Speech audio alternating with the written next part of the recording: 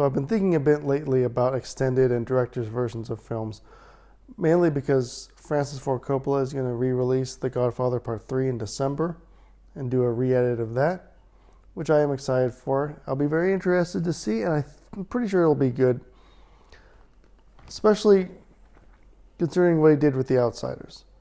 This is the complete novel edition, and he realized it's just another film and that it needs new pacing and new rhythm and a new flow. He didn't just take the deleted scenes and put them in there as so many directors do. The only disappointing thing is that, like with most of these, that's the only version that's available on this disc.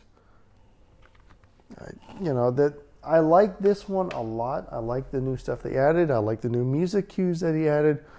But it would be nice to have the original version as well. Not everyone is so good at it, though, I'll tell you. There's some that are it's just that. It's just a shameless cash grab, and you should definitely avoid them.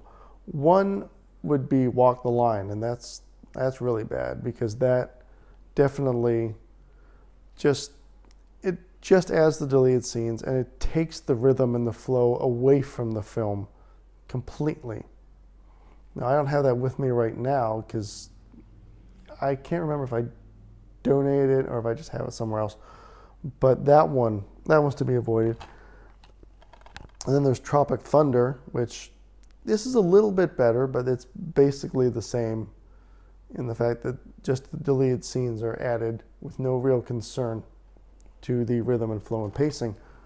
Then you've got ones like Dodgeball and 40-Year-Old Virgin, which are similar, but they only make minor adjustments like lines of dialogue here and there, and maybe there's some deleted or extended scenes added, but it doesn't really mess with the rhythm, flow, or pacing. You're not watching it expecting a particular edit and then something else comes just ruining the moment.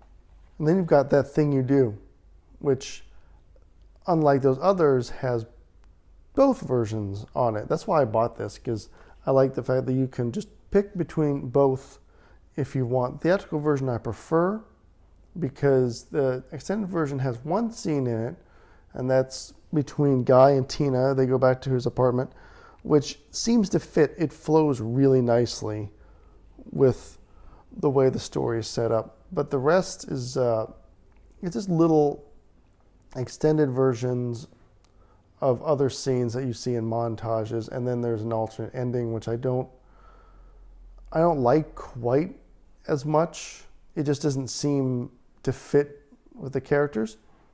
But this is in the same vein as a Francis Ford Coppola one, where it seems like the filmmakers were thinking in terms of a new movie with rhythm and flow and pacing. And then you've got those extended versions, which are really good. A lot of care was put into them. Peter Jackson is the first person who comes to mind.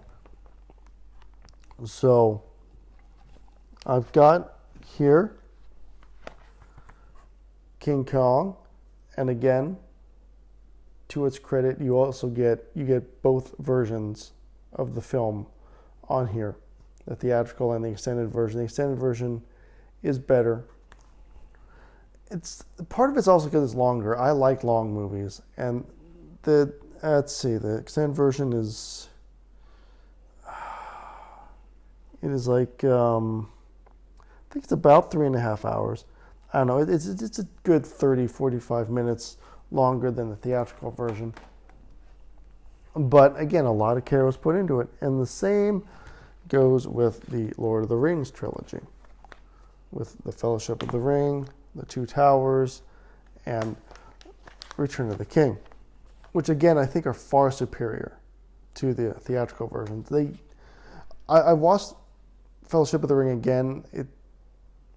Parts of it kind of seem forced, but ultimately, if you can't really tell that it's extended, then they did a really good job. And then there's one that I didn't really care for it. I still don't care for it a huge amount. I'm not as enamored with it as a lot of people, but I prefer this version, just like the director does. That's Blade Runner.